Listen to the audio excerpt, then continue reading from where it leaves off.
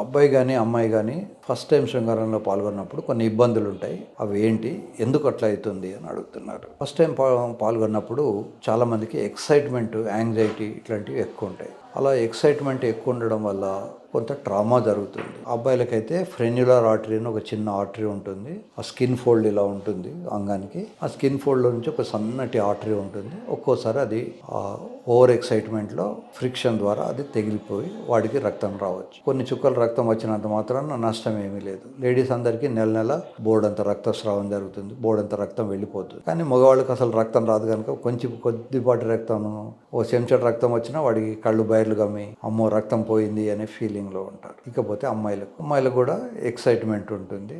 అమ్మాయిలు కూడా ఒక్కొక్కసారి ఆ కన్నెపరి కట్ కావడం కానీ, దాంట్లో చిన్న బ్లీడ్ అవ్వడం కానీ జరగవచ్చు. సో అలా బ్లీడ్ అయినంత మాత్రాన వాళ్ళకి ఏమీ జరగదు. ఇది మరీ ఎక్సెసివ్గా పిచ్చిగా చేస్తే ఒక్కోసారి అబ్బాయిలకు రెండు బోన్స్ మధ్యలో తగిలి పీనైల్ ఫ్రాక్చర్ అనే ఒక కండిషన్ రావచ్చు.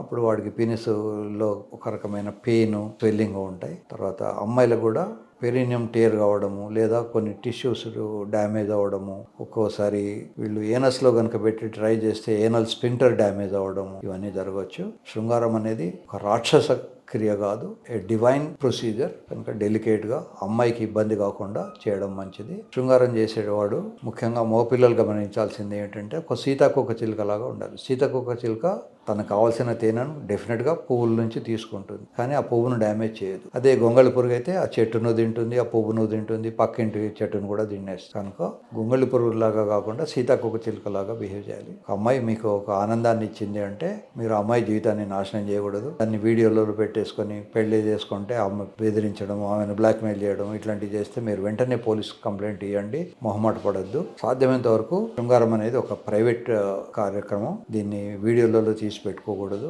మనం మన సెల్ ఫోన్లోనే తీసుకున్నాం కదా అనుకుంటాం, కానీ గూగుల్కు అవన్నీ కూడా పోయే అవకాశాలు ఉంటాయి. సోషల్ మీడియాలో వచ్చిన తర్వాత మీరు షేమ్ ఫీల్ అవుతుంటారు. కనుక అమ్మాయిలు అబ్బాయిలు ఇద్దరు కూడా జాగ్రత్తగా శృంగారాన్ని వీళ్ళు చేసి ఉంటే దాన్ని రికార్డ్ చేసుకోవడం మంచిది కాదు.